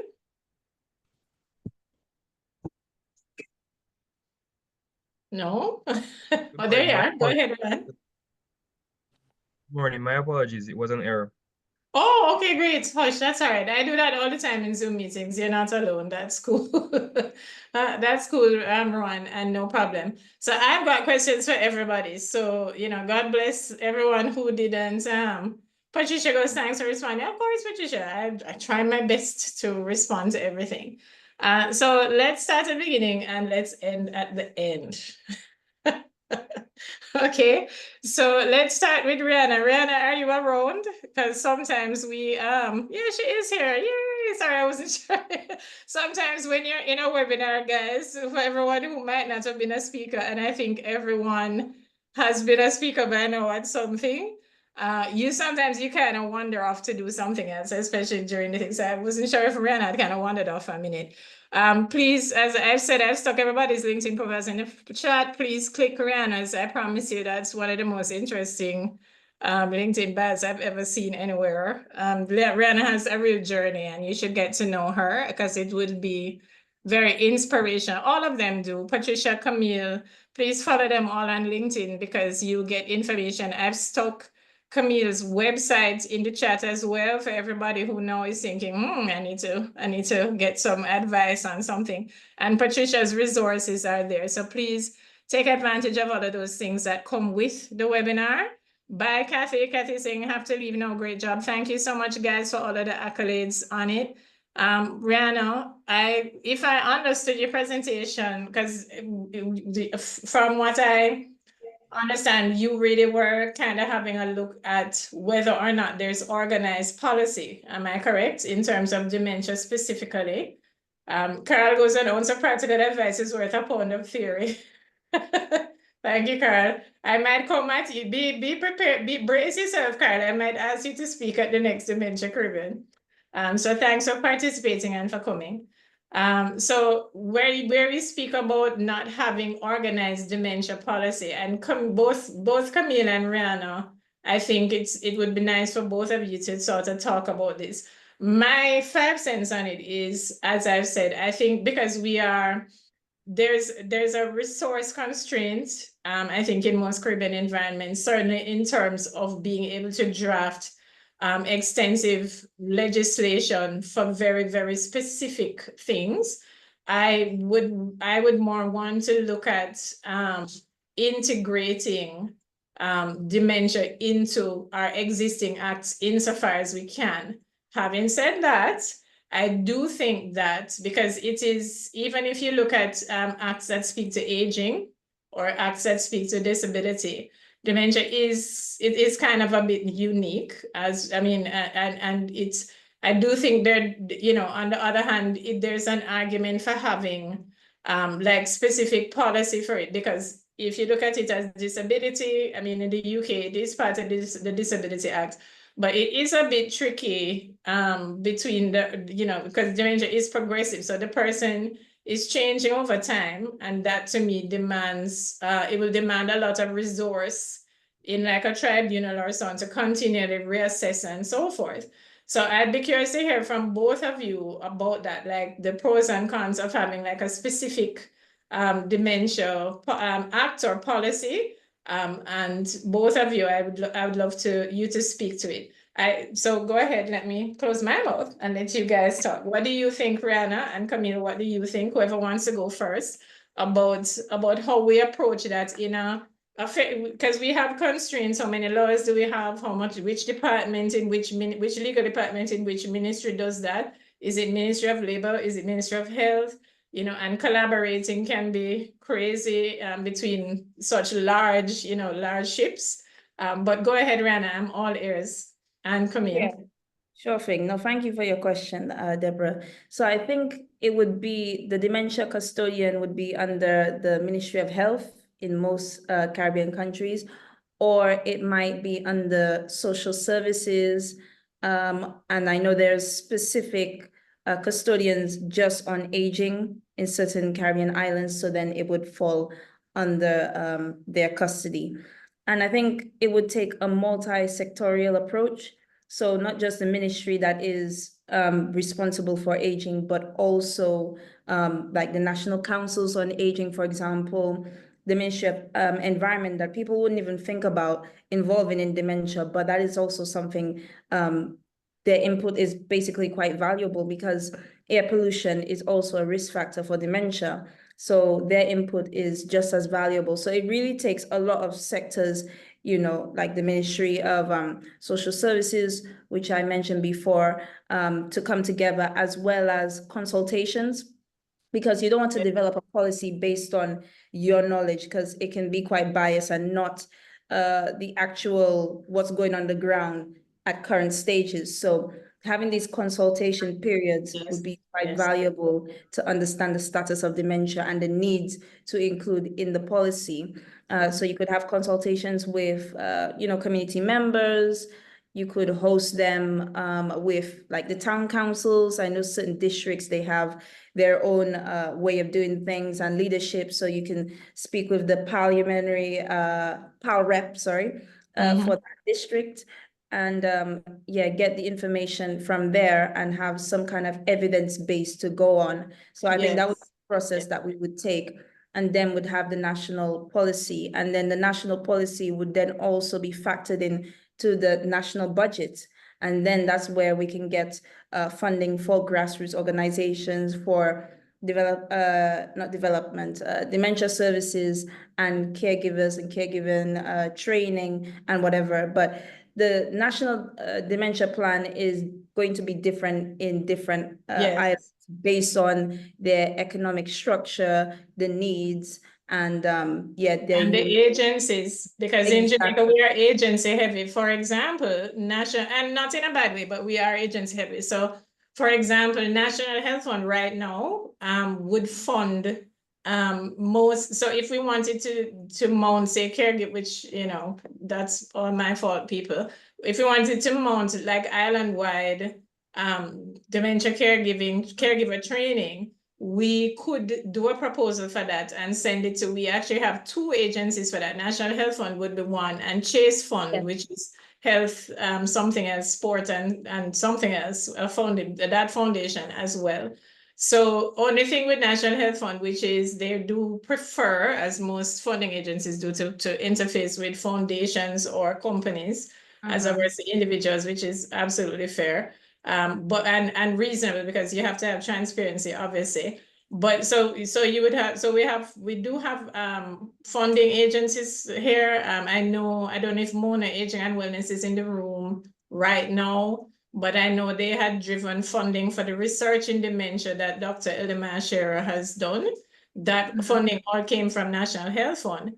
On the other hand, and that's why I'm saying, like, to me, I think in Jamaica, Camille, you can, because Camille has ministry experience, you can tell me if it's how it, but to me, it would require like a tremendous coordination effort to get all of us together to, we have National Senior Citizens Council. Wherever you hear council in Jamaica, there is an act that governs it. So when we do an act for something, we usually appoint a council to supervise the act, right? To make sure that it's implemented. So we have national, it's true, we have a council for everything. So wherever you hear council, there's an act behind that. There's law behind that council as well.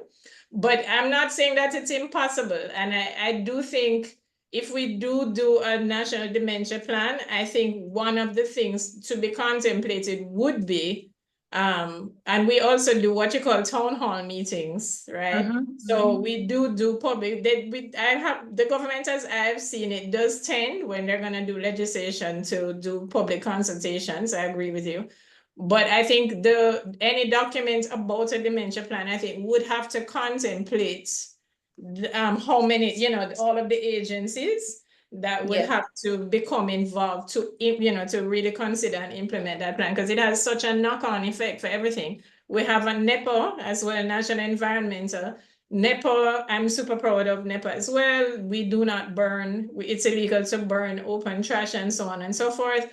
So we do have a lot of the environmental legislation already, but NEPA also would, I think, have to extend to, because NEPA deals with built environments as well in Jamaica in a way that preserves environmental integrity. But I think NEPA could also, Camille, you can jump in here if you want. I think NEPA would also have to look at built in, so we have like disability ramps and so on, all of that is on the NEPA.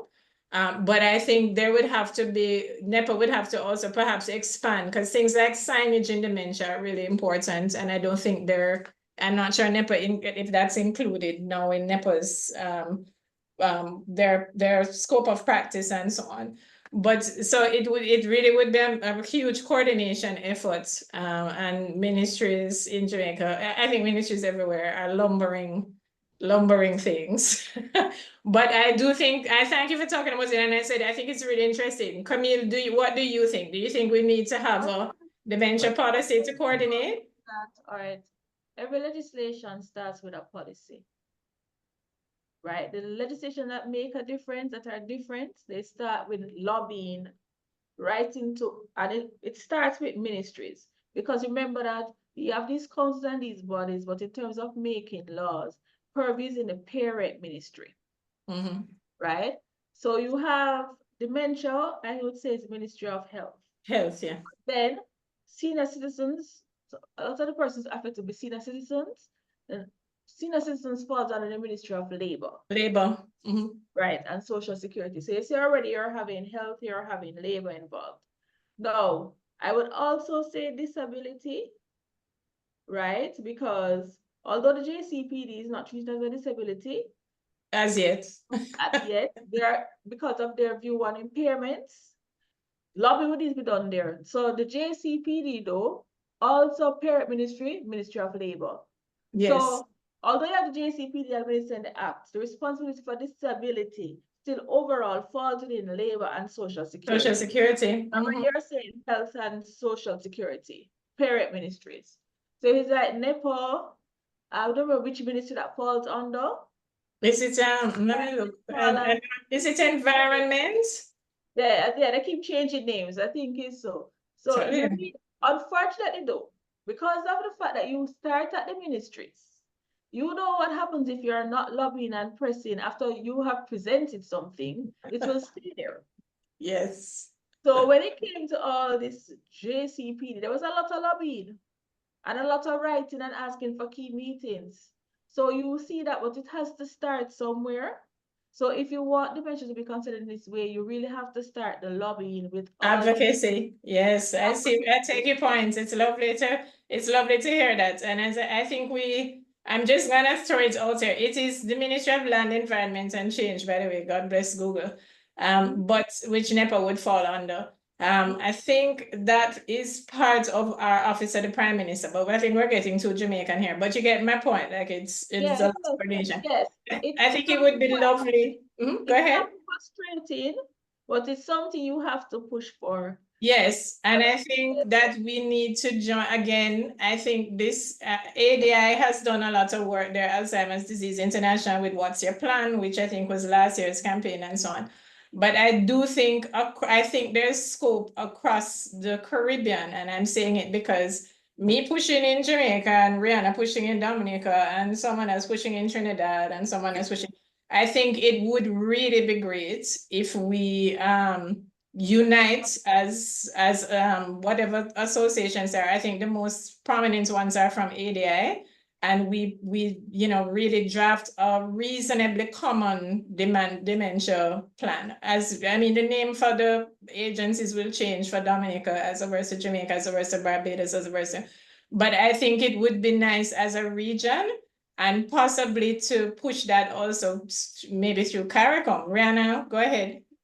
Yes, I'm so glad that you mentioned CARICOM, because I was just about to say there's a Caribbean Charter on Health and Aging, and that was organized and endorsed by CARICOM, but that was in 1999. And I don't think there's been any further. Yeah, probably not. And we have probably not. And we have a lot of, we have PAHO and then we have CARPO, Exactly. CARPO is quite the red tape tunnel. And so we also have like a lot of health agencies that kind of floating around out there. But I do agree. I think the easiest and strongest point, Rianna, I think would probably be CARICOM. Yeah. If you can, since they have some precedents already drafted and stuff, I think it would be very interesting to see agencies, all of us throughout the Caribbean having some sort of, focused group that drives a policy that can be tabled or presented at CARICOM, because all of us also, I mean, my Minister of Health currently is Christopher Tufton, and he is, to use the slang, he is with it. Like, if you present it to him and he will, one of his platforms is mental health, and dementia does fall under that. So I do think we can also, I'll be the first to say, I don't think I've used my thank you, Stacey, for thanking us. I do think that like my support group, the support group you have in Dominica and so on, I think we have to sort of begin to turn them more into advocacy, petitioning, more physical events and so on, so that we can, and as I said, I think we should do it under a banner, under us, no disrespect to ADI or anyone else, because they are who have helped us to organize at least this far in terms of having associations in almost every territory. But I think we need to, it would be just, I think, much more coordinated to do that as just a Caribbean effort. And Camille, you're right, where I've only been back 2 years, and it's, you know, like a lot of different things. But I do think we have to work on, I'm forming a foundation with the name of this webinar, Dementia Caribbean. And we need to, yeah, man, definitely, because we have to go forward now that we've sort of begun to address some of the needs and we have that information. We've got to kind of take that forward. But as I said, throughout the region, and that I think is, if we can get a group of all of our associations and really look at doing a dementia policy that's relevant to all of us as Caribbean citizens, I think that would be lovely. I think that would be a next step. Camille is right. We've got to get sort of more on the street. As we say in Jamaica, you know, like we have to sort of write more letters, really have more organized advocacy for things like disability and so on. Because the Disability Act, I think that is it's very interesting because, like, in principle, things like discrimination, things like the Disability Council, I'm sorry, I think if people who are living with dementia, who are in the early iterations, if they were to begin to petition Council of Disabilities in numbers, they would have to, you know, that's the nature of it. They pivot and they focus where we create an act. As Camille said, what we're looking for is the reaction to the act, and that reaction to the act drives amendment. So I think that, with, you know, as I said, for sure, it's great information for me because we've got to kind of get boots on the ground in terms of advocacy, you know, for dementia itself, and giving people directions for how they can act, you know, like, having said that, now I can go back to my support group, most of whom is in here, hi guys, and say, guys, we need to write letters, we need to, you know, we need to look at, and ask my doctor's network, you know, do you have instances where you're hearing about this kind of reporting where people are saying, I feel like I've been unfairly dismissed. I feel like I you know, because I said I have dementia, I've been sent home even though I'm pretty fine. Carl is saying 100% between it being behind it being a pan-Caribbean initiative. You keep talking, Carl, when we draw you in, you see. When we draw you in, you might have to move here. The Caribbean is like nowhere else. It takes a lot of time to get things done. But Kekisha, you're requesting what? Or CMEs?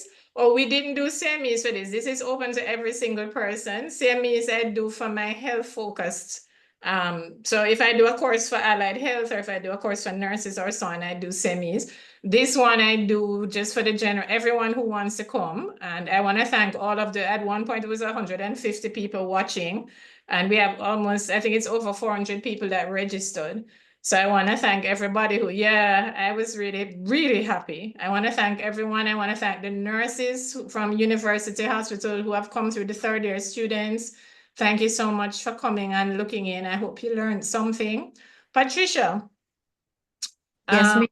The only thing that I wanted to say to you is, I think we would want to, my focus, listening to you, and I've said this to you before, my focus is, I think I have more of a heart for like the actual person living with dementia and advocacy for them. Yes. I think that balance of also, you know, really paying attention to the caregiver and giving them practical ways, because you can always say to the caregiver, as I do, you know, you need to take care of yourself. You need, but like how? Exactly. And like when, you know, because I looked after my mother, and honestly, I don't even know if I comb my hair most days when I was doing that. It's like, it's a lot. You got to keep an eye on them. And also, it's, you know, they have meal times, they have other needs and stuff. So it is hard to figure out where do you fit in? That the practical stuff you said, and also I know a lot of my caregivers really struggle with the unkind comments. So, and I'm happy for them to hear from someone else that this is not personal. So all of you in here who are in my support group, or you know your caregivers, if you're not in my support group, you need to, and you want to be in my support group, you can email me home care, the number 4JA, and it's on the, if you go to any of my social media, you can find my email super easy. You can say, I want to be in the group, send me, and I'll send you a little questionnaire and then we'll include you. So anybody wants to join my group, anybody wants to join Patricia, she has a support group as well. Rianna has support groups, people. There's no shortage of support around here, okay? And you don't have to be in just my support group. I'm happy if you're in everybody's support group, because if you need support, right, look at your options for that. You don't have to be constrained, you know, just because I come from Jamaica, I need to be in the Jamaican support group. You can look around, different voices speak to different people. And that's important, that you really are making sure you get your needs met, okay? So it is 11:34. I want to thank everybody. Rianna, Camille, Patricia, thank you so much. Dementia Caribbean, for who doesn't know, this takes, no, Helen, there's no cost. Helen is saying, is there a cost to join? No. The support group like Dementia Caribbean is FREE. No, it's free 99. Come on in, just, you know, let us know. And if you email me at Dementia Caribbean or at my address and say, I want to be in Rianna's support group, or I want to be in Patricia's, email me and I'll hook you up. So no, there's no cost for that. We, you know, it's hard enough being a caregiver without us, you know, charging for support. There are things I charge for, but that ain't it. So thank everybody for being here. This is my mother's birthday. She passed 2 years ago and she was diagnosed with Lewy, well, not diagnosed, she was going into what I think is Lewy body dementia, and she had other issues. So you guys have given us, Patricia's Naraindutt. Pauline's asking, what's your full name? Her Patricia is Naraindutt, Naraindutt. Ghanese like my mother as well. So thank you for giving me such a lovely marker for my mother's birthday this year. Rianna, I know you're smiling because Rihanna's grandfather as well, you know, a lot of us who come to this work, Camille as well, a lot of us who come to this work because of our experiences. So thank you for giving me a really, really happy birthday for my mom. I super appreciate it. You guys have given so much meaning to this. Thank everybody for coming and listening and attending. And I'm going to sign off now. If no one else has any questions, Helen, you're more than welcome. Let me just check quickly for questions in both things. No. So you guys, so since there are no more questions, thank you guys so much for your time, which you gave free of cost. And I'm going to wish everybody a great rest of the day. Thank you guys so much. Bye-bye, guys.